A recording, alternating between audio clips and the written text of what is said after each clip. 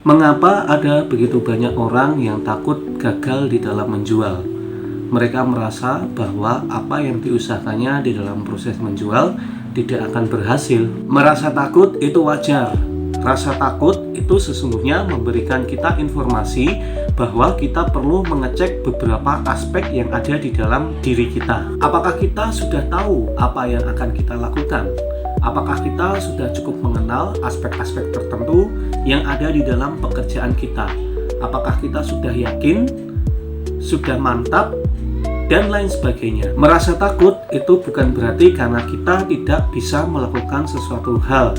Rasa takut itu ada supaya kita bisa mempersiapkan diri kita dengan sebaik-baiknya. Merasa takut itu bukan berarti karena kita tidak bisa melakukan sesuatu hal tertentu.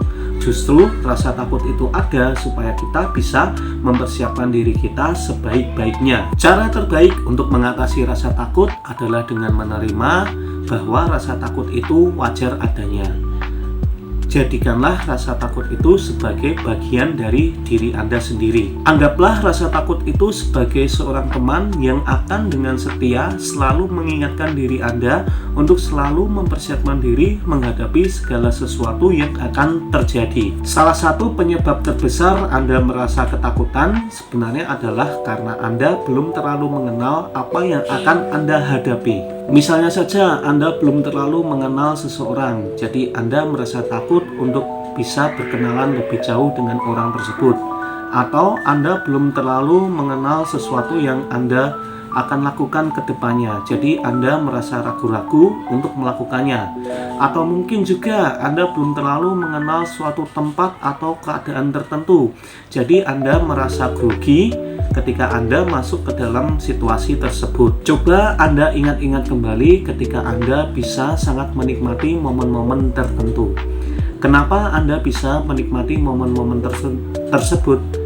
Jawabannya pasti karena Anda sudah sangat familiar dengan situasi tersebut. Jadi ketika kita merasa takut untuk menjual, itu bukan berarti karena kita tidak bisa menjual.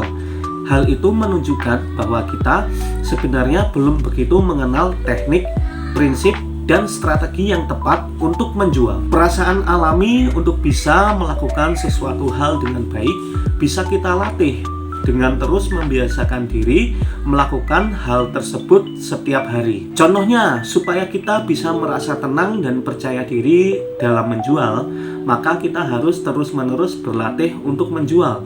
Bisa berlatih di depan orang tua, bisa berlatih di depan saudara, bisa berlatih di depan teman, kerabat, dan berlatih di depan orang-orang lain yang kita kenal. Jadi poinnya di sini adalah bahwa ketakutan itu bisa kita anggap sebagai sebuah sinyal yang datang di dalam diri kita supaya kita bisa mempersiapkan aspek-aspek tertentu yang ada di dalam diri kita. Cara kita mempersiapkan diri adalah dengan melatih diri kita pada salah satu aspek tertentu yang membuat kita merasa takut. Demikian pembahasan kita kali ini pada e-course cara mengatasi rasa takut menjual. Sampai jumpa pada pembahasan berikutnya.